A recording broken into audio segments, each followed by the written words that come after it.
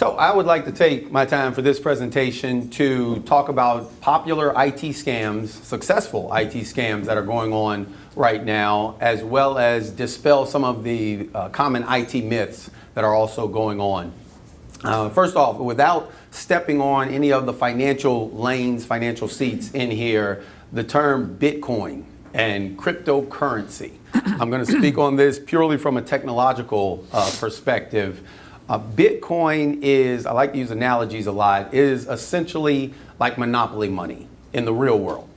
So many of us, if we offer a service, we sell our widget, and if the customer said, hey, do you accept cash or you accept electronic cash? I think most of us would think they're going to do an ACH payment or some type of electronic payment to us. And they said, what's your Bitcoin account? It would be similar to them literally pulling out physical monopoly money and saying, hey, let me pay you in monopoly money, and you can take that monopoly money and go to someone else who accepts monopoly money. The internet has globalized things. So think of the world as one great big monopoly board, but not everyone is participating in this monopoly money. Online with the birth of social media, you'll see individuals that say, hey, I invested $1,000 a month ago, and now it's worth $17,000. And you can ask them, have you divested? Have you cashed out? Were those funds put into your account? And then the conversation can get really, really gray because the simple answer is it hasn't happened.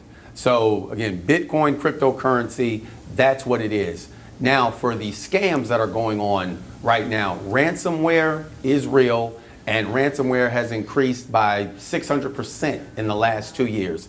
If you have not been impacted by ransomware or know someone who has been impacted by ransomware, it is only a matter of time. And when you get stung, the hackers, the criminals essentially, they will ask for payment in Bitcoin. Why in Bitcoin? Because it is completely untraceable.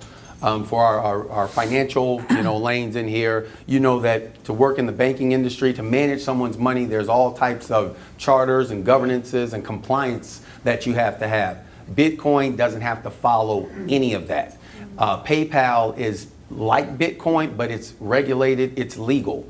And if you have an issue with a PayPal payment, you can call up PayPal. You can actually talk to someone. Bitcoin, it's just this gray email back and forth. And again, once that transaction happens, the money's gone.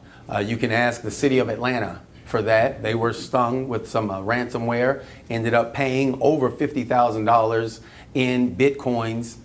And that's it. They still didn't get all of their data back.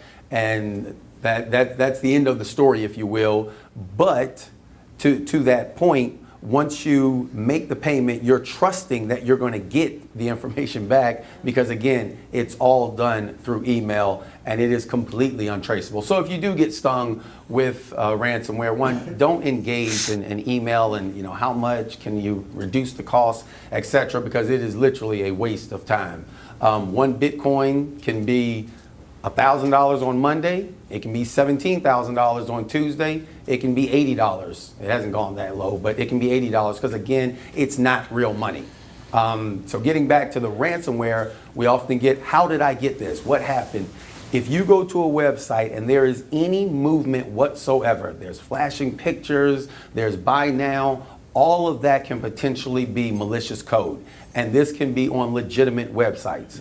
If you feel you have to go to this Caribbean website that is going to offer you 5 nights for $99, go to it on your phone.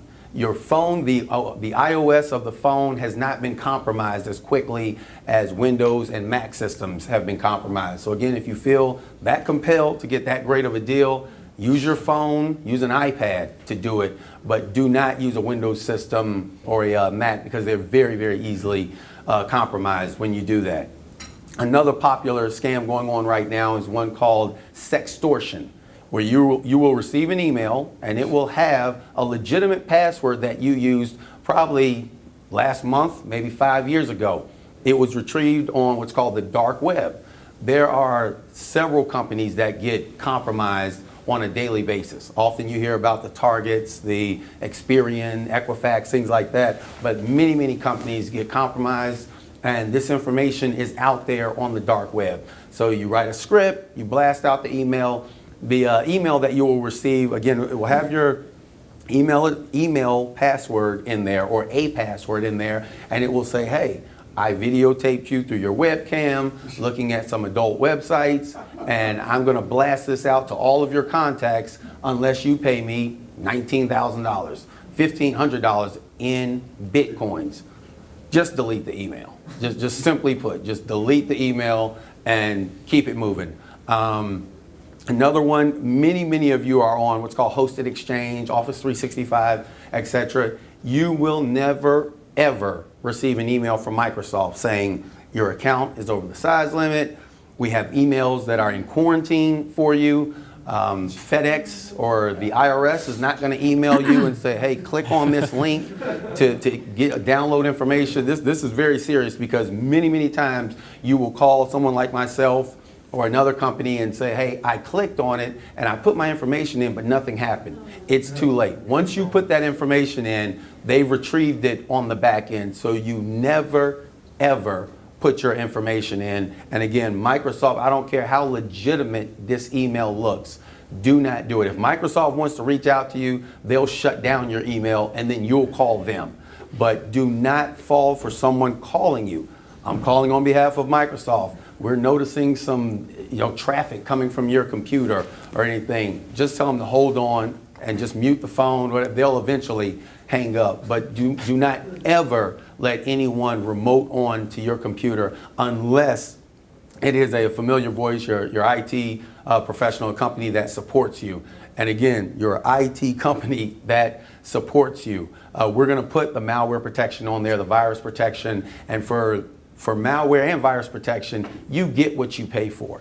If you put a free copy of malware protection on there, that's the level of protection that you're going to get with that. So make the investment. It's $50, $60, and it is more than worth it. Thank you.